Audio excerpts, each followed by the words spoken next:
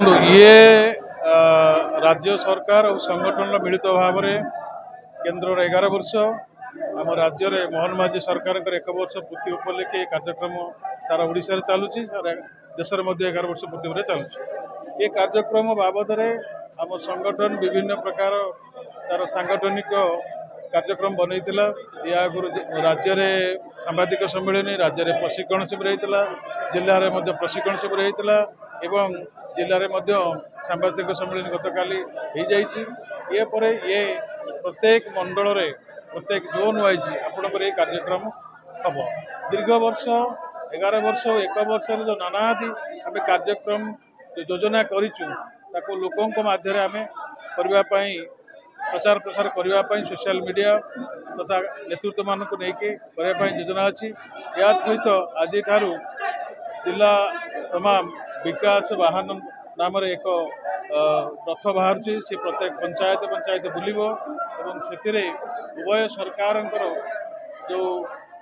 अच्छी उन्नतिमूलक कार्य योजना ताको आलोचना करा से बाबद कार्यकर्ता शुणी लोक मान बुझे। खेरंग पंचायत जोटा कि प्रशांत माझी युव नेतृत्व जहाँकि दीर्घ आम पंचायत इलेक्शन ये भिड़ी चलू विजु जनता दल सरकार भ्रष्ट सरकार विरुद्ध में आज आमको गोटे सुजोग आसला जोटा कि आपंकर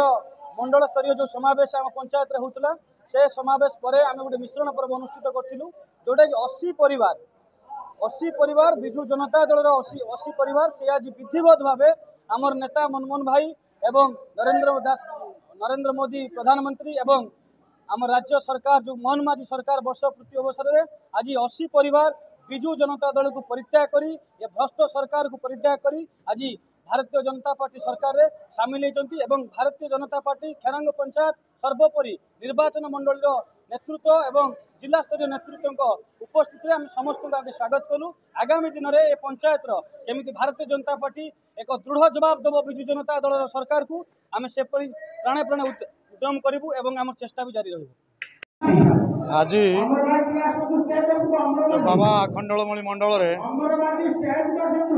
जो विकसित भारत अमृत काल गरीबी कल्याण एवं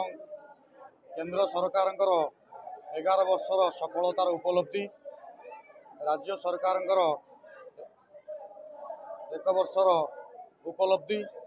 ये विषय आज जो सम्मेलन डकाईला ए विषय चर्चा आलोचना करागला एवं केंद्र सरकार 1 वर्षर उपलब्धि राज्य सरकार केंद्र सरकार 11 वर्षर उपलब्धि राज्य सरकार 1 वर्षर उपलब्धि को आमे किभली भाव में गाँ गहली रे प्रचारित प्रसारित करिपारिबा से विषय आज आलोचना करागला एवं प्रति पंचायत रे सरकार तरफ विकसित भारत विकसित ओडिशार एक एलईडी रथ प्रचार करने बुलाଯିव प्रति गाँ गाँ रे बुलिबो एवं प्रति पंचायत रे सरकार तरफ किभली भाव में सरकार विकसित कार्य 11 वर्षर एवं एक वर्षर कार्य किभली भाव में लोक मान पाखे पहुँचा से प्रति पंचायत रू जो आमर पंचायत रे लाभार्थी माने अछंती विभिन्न योजना रे